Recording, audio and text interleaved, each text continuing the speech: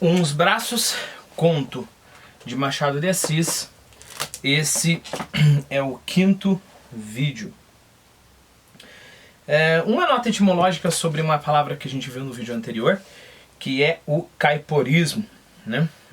Caiporismo teria a ver com caipora, que é uma variação da lenda do Curupira. Lembra do Curupira, aquele carinha que tem cabelo de fogo, os pés virados para trás? Depende da variante da lenda, persegue as pessoas que estão destruindo a floresta, né? Então caipora é uma variação desse mito tupi, se eu não estou enganado. E a ideia é que quando o caipora começa a perseguir você, nada dá certo na tua vida. E por causa disso, caiporismo, né? Então você não é como a caipora, você é perseguido pela caipora quando você tem caiporismo. Então vamos continuar. Lembre-se que a gente terminou o vídeo anterior com a Dona Severina conseguindo se enganar, né? Ela descobriu que está acontecendo alguma coisa errada ali. O menininho está admirando ela demais. Só que, é claro, ela gosta dessa admiração, e aí a desculpa que ela dá para ela mesma é: não, eu vou averiguar. Eu não posso acusar o menino sem ter provas, né? Já nessa noite, Dona Severina mirava por baixo dos olhos os gestos de Inácio. Não chegou a achar nada, porque o tempo do chá era curto e o rapazinho não tirou os olhos da xícara. No dia seguinte, pôde observar melhor, e nos outros, otimamente. Percebeu que sim, que era amada e temida. Amor adolescente e virgem, retido pelos liames sociais e por um sentimento de inferioridade que o impedia de reconhecer-se a si mesmo. Lembre que liame é o que liga, né? O que prende. Os liames sociais são as estruturas sociais, né?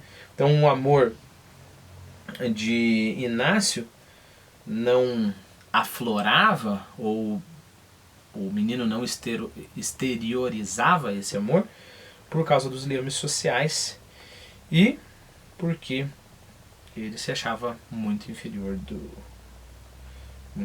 em relação a ela, né, e ao marido dela.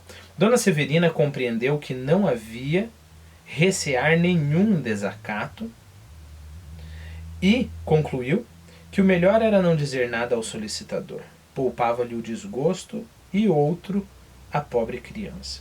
Já se persuadia bem que ele era criança, e assentou de o tratar tão secamente como até ali ou ainda mais. E assim fez. Inácio começou a sentir que ela fugia com os olhos, ou falava áspero, quase tanto quanto o próprio Borges. De outras vezes, é verdade que o tom de voz saía brando e até meigo, muito meigo. Assim como o olhar, geralmente esquivo, tanto errava por outras partes, que, para descansar, vinha pousar na cabeça dele. Mas tudo isso era curto. Olha que interessante. O que a Dona Severina acabou fazendo? Ela acabou separando aquele modo mais ou menos indiferente que ela tratava o garoto. Ela acabou intensificando o desprezo, né? Só que parece que ao intensificar o desprezo, algumas vezes ela tinha que ter uma válvula de escape. Então ela intensificou o carinho também, né? Nunca olhava para ele, era áspera, só que às vezes resvalava e ela acabava tratando o menino com carinho demais. Nunca punha os olhos em cima dele, mas às vezes ficava fitando o menino, né? É claro, aqui tem a ver com o nosso grande dilema. Qualquer pessoa que teve qualquer tipo de tentação sabe disso, né? A partir do momento que você se esforça para não fazer algo, quando você faz pior. Vamos pegar uma coisa mais inocente assim, né? Vamos lá, você quer parar. Você sempre bebe, vamos supor. Todo dia você bebe lá 1 ou 2 cervejas. E aí E é mais ou menos sempre assim, né? Fica às vezes 3 cervejas, às vezes você fica mais alegrinho, e aí um dia você fala, não vou colocar uma gota de cerveja mais na boca. Você fica lá 3 dias sem beber cerveja, no quarto você bebe como nunca bebeu antes, né? Quando você não tinha regras, você bebia, nunca chegou a beber tanto quanto você tinha regras. Perceba que com a Dona Severina, duas coisas, né? Primeiro, antes ela não sabia que o menino gostava dela, né? E a segunda coisa é isso que eu comentei com vocês. Vou-me embora, repetia ele na rua como nos primeiros dias. Chegava a casa e não se ia embora. Os braços de Dona Severina fechavam-lhe um parêntese no meio do longo e fastioso período da vida que levava. E essa oração intercalada trazia uma ideia original e profunda, inventada pelo céu unicamente para ele. Oração intercalada porque repare que oração, né, você vai fazer uma frase, quando você abre um parêntese, você coloca algo ali no meio, né, que não tem muito a ver com as outras coisas, por isso que você tem que colocar entre parênteses, né. Então a vida dele tinha esse tom monótono, do dia a dia, do trabalhar, mas aí tinha essa oração intercalada ali que o céu fazia para ele. Deixava-se estar e ia andando. Afinal, porém, teve de sair, e para nunca mais. Eis aqui como e porquê. Dona Severina tratava-o desde alguns dias com benignidade. A rudeza da voz parecia acabada e havia mais do que brandura, havia desvelo e carinho. Desvelo quer dizer dedicação, zelo. Um dia recomendava-lhe que não apanhasse ar, outro que não bebesse água fria depois do café quente. Conselhos, lembranças, cuidados de amiga e mãe, que lhe lançaram na alma ainda maior inquietação e confusão. Inácio chegou ao extremo de confiança de rir um dia à mesa, coisa que jamais fizera. E o solicitador não o tratou mal dessa vez porque era ele que contava um caso engraçado, e ninguém pune a outro pelo aplauso que recebe. Foi então que Dona Severina viu que a boca do mocinho, graciosa, estando calada, não era menos quando ria. Olha que pérola, né?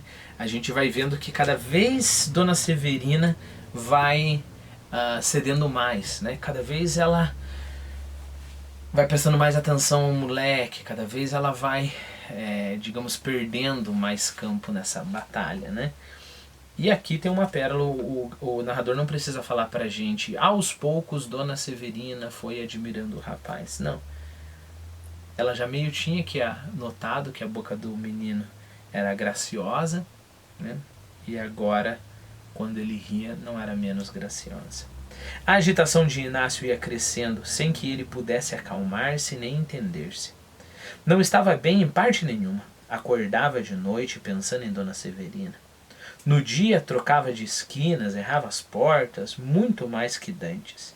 E não via mulher, ao longe ou ao perto, que lhe não trouxesse a memória. Que lhe não trouxesse a memória. Quer dizer, que não trouxesse a Dona Severina a memória dele. Ao entrar no corredor da casa, voltando do trabalho, sentia sempre algum alvoroço, às vezes grande, quando dava com ela no topo da escada, olhando através das grades de pau de cancela, como tendo acudido a ver quem era. Um domingo, nunca ele esqueceu esse domingo, estava só no quarto à janela, virado para o mar, que lhe falava a mesma linguagem obscura e nova de Dona Severina. Divertia-se em olhar as gaivotas que faziam grandes giros no ar ou pairavam em cima da água, ou alvoroçavam somente. O dia estava lindíssimo. Não era só um domingo cristão, era um imenso domingo universal. Eu só sublinhei algo aqui, deixa eu ver por que eu sublinhei. Virado para o mar, que lhe falava a mesma linguagem obscura e nova de Dona Severina. A significação tanto no mar como em Dona Severina. Só que é difícil colocar isso em palavras, é difícil tirar conclusões, né? Quando ele fala assim, não era só um domingo cristão, era um imenso domingo universal, lembre-se que domingo é o dia do Senhor, né? Até, sei lá, até a Igreja Católica estabelecer, deixa eu mudar minha frase, né? Até a Igreja Católica, o domingo, o dia santo era o sábado, né? Aí a Igreja Católica estabeleceu o domingo como dia santo, tanto é que domingo vem de Dominus. Dominus é Senhor, né? Então, Dominus, domingo, dia do Senhor, porque Jesus ressuscitou no domingo, né? Domingo de Páscoa. Então não era só um domingo cristão, não era só o dia do Senhor, mas era um imenso domingo universal. Inácio passava-os todos ali no quarto, ou à janela, ou relendo um dos 3 folhetos que trouxera consigo. Contos de outros tempos, comprados a tostão, debaixo do passadiço do Largo do Paço. Seguinte, um tostão é o equivalente a 100 réis, ok? 100 réis não é muita coisa não. Só para vocês terem um ponto de comparação, no conto A Cartomante, a gente descobre que geralmente você pagaria 2.000 réis para uma cartomante, né? 2.000 réis. Então, 100 réis para 2.000 réis é muita coisa. Lembre-se que o personagem principal da cartomante, na verdade, acho que paga 10.000 réis. E ela fica toda feliz, né? Mas o preço normal era 2.000 réis. Então ele está lendo lá aqueles contos, aqueles impressos baratinhos. Eram 2 horas da tarde. Bom, eu tenho que falar. Toda vez que eu estiver lendo assim e ficar hesitando, talvez o que está acontecendo na minha mente é: será que eu vou ser digressivo e falar? Mas eu tenho que falar. Repare, um ótimo exercício, e mais pra frente eu vou gravar um vídeo sobre isso, é você ir pegando qualquer livro que você está lendo a referência ao dinheiro, né? No nosso caso é bem interessante pensar nos réis, né? Por exemplo, eu estou lendo aqui no canal também Fogo Morto e a gente tem réis, 1.000 réis, esse tipo de coisa, né? Então eu aconselho você a ter um arquivinho ali que toda vez que aparece dinheiro você vai colocando para você ter esse senso de proporção, né? Por exemplo, quando você está lendo os russos, principalmente o Dostoiévski, é impossível você conseguir entender completamente o que está acontecendo sem ter uma noção de rublos. É impossível, porque ali é importante, né? O cara deu tantos rublos para uma viúva, e aí você vai descobrir que aquilo era muito dinheiro, né? A compensação, um outro cara joga não sei quanto dinheiro no fogo. Então você tem que ter uma noção, saber se é muito ou pouco, né? Então essa é a minha primeira observação. A segunda observação é muito cuidado, muito cuidado. Porque, ó, vamos supor, uma cartomante, o que a gente pode fazer, né? Uma conta simples. Bom, 2.000 réis é o preço por uma cartomante. Sei lá, não sei, nunca usei cartomante na vida, mas eu pensaria assim num 50, né? Vintão não é, uns 50. Então, por analogia, a gente pode tentar uma vez, fazer uma regrinha de 3, né? Uma vez que 2.000 réis é mais ou menos igual a 50, 100 réis quanto que é, né? Daí a gente vai tendo esse senso de proporção. Bom, isso é muito válido, mas muito cuidado, né? Não significa que se o preço de uma cartomante era tanto... Vamos supor, preço da cartomante, vamos simplificar a história. O preço da cartomante é 2.000 réis. E é 2.000 réis também um livro, né? Um livro com uma edição bonita. Vamos supor, não pesquisei nada disso. Ótimo.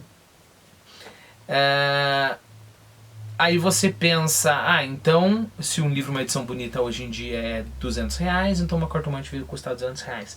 Não é tão simples assim, porque pode ser que os livros sejam muito mais caros, ok? Ou eram muito mais caros naquele tempo, e uma cartomante era uma coisa mais barata, né? Deixa eu dar um exemplo bem legal. Comprar terras, né? Então, sei lá, o cara paga lá R$1 por tanta terra.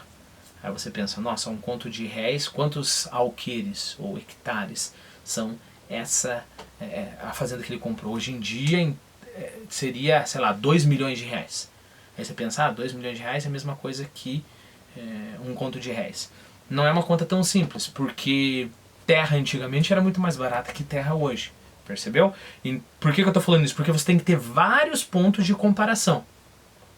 Uma diária de um trabalhador, tá, mas os trabalhadores antigamente eles ganhavam mais, eles conseguiam comprar mais comida ou menos, ok? Então o legal é ter o valor, não se contentar com uma correspondência direta, né? Então uma cartomante hoje em dia é cinquentão, R$2.000 é cinquentão, e todas as coisas que eu ver vão ser cinquentão. Não, é sempre ter em mente todas essas variantes, né?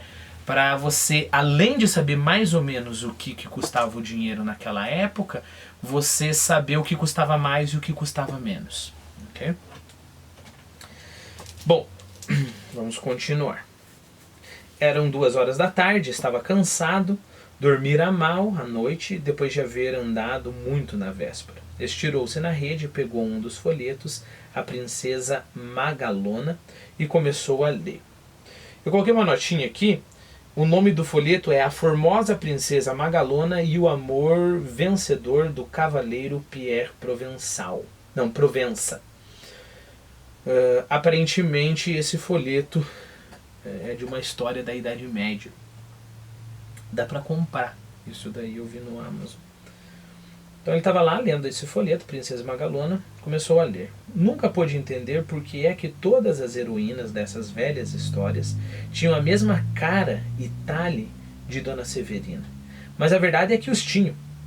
Ao cabo de meia hora, deixou cair o folheto e pôs os olhos na parede, donde 5 minutos depois viu sair a dama dos seus cuidados. O natural era que se espantasse, mas não se espantou. Embora com as pálpebras cerradas, viu-a desprender-se de todo, parar, sorrir para a rede. Era ela mesma. Eram os seus mesmos braços. É claro que ele está sonhando aqui, o cara está com o olho fechado, né? É certo, porém, que Dona Severina tanto não podia sair da parede, dado que houvesse ali porta ou rasgão, que estava justamente na sala da frente, ouvindo os passos do solicitador que descia as escadas. Essa frase é bem estranha para a gente, né? Primeiro motivo, essa construção. Tanto que a gente tem que ter em mente essa construção, aí as coisas ficam mais fáceis. Então, primeiro motivo para essa frase ser estranha é a gente perder de vista o tanto que. Segundo, e eu acho que é o mais importante, dado a gente entende algo como uma vez que, dada a conjuntura financeira do país, não aconselho você a investir. E a gente entende que a conjuntura financeira do país é ruim, né? Então a gente entende dado como isso. Mas na verdade o sentido original de dado, e nesse sentido que eu falei agora, é até considerado não standard, não é o padrão, né? O significado padrão de dado é embora. Embora. Tá? Não já que, como a gente geralmente fala.